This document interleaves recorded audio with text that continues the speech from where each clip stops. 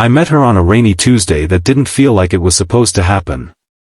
I was 26, running late for an interview I wasn't even sure I wanted. The subway was delayed, my coffee had spilled on my shirt, and my umbrella had decided to retire halfway through the storm. By the time I ducked into a quiet cafe to dry off, I looked like a wet paper bag pretending to be human. That's when I saw her. She was sitting by the window, reading a paperback with her fingers curled gently around a cup of tea, as if she was holding warmth itself. There was something about her presence, calm, steady, grounded, like she belonged in that exact moment while the rest of the world rushed past. She looked up, smiled faintly, and said, "Rough morning? Is it that obvious?" I laughed, trying to shake off embarrassment. "Only to someone who's had a few of those herself," she replied.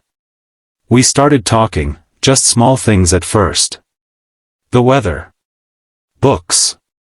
How people rush too much these days.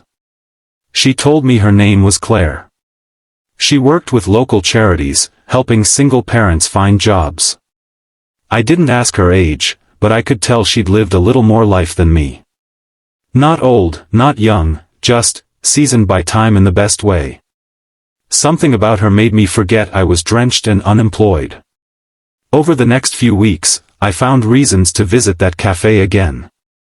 Sometimes, she was already there, and we'd talk for hours, about music, life, regrets, and the strange way kindness can heal things no medicine ever could. She told me about her late husband, how he used to build birdhouses for fun. How grief doesn't disappear, it just learns to live beside you. I told her about my fear of failing before I'd even started, of chasing dreams that seemed bigger than me. She listened, really listened, the way no one else ever had. One day, she asked me to help with one of her charity events, a community dinner for struggling families. I said yes without thinking twice. That night changed something in me. There were single mothers juggling kids, elderly men who hadn't smiled in months, and teenagers hiding hunger behind jokes. Claire moved through that room like sunlight, laughing, serving, remembering names, making everyone feel seen. I watched her, realizing kindness wasn't a grand gesture, it was small, steady moments of care repeated until they became love. Afterward, we sat on the steps outside, watching the city lights flicker. "You were good in there," she said softly.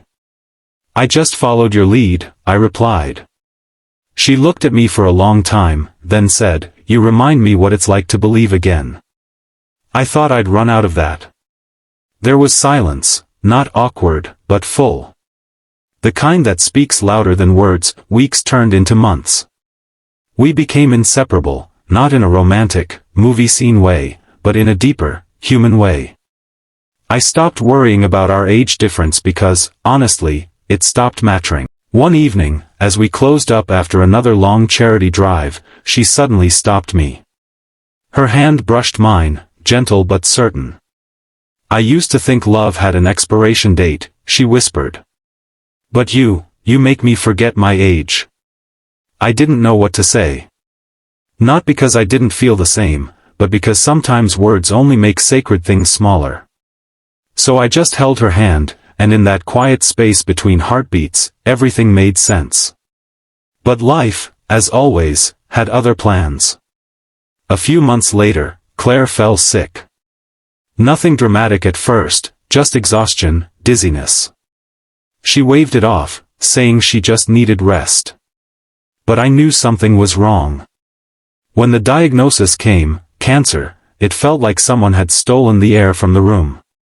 She smiled through it, though. Even in the hospital, she asked about others, the volunteers, the families. She said, "Promise me you'll keep doing the dinners, even if I can't." I did. And for the next few months, I watched her fade, but not her spirit. She kept giving, kept laughing, kept being the calm in every storm. On her last night, I sat by her bedside. She looked frail, but her eyes were still bright. "You kept your promise," she whispered.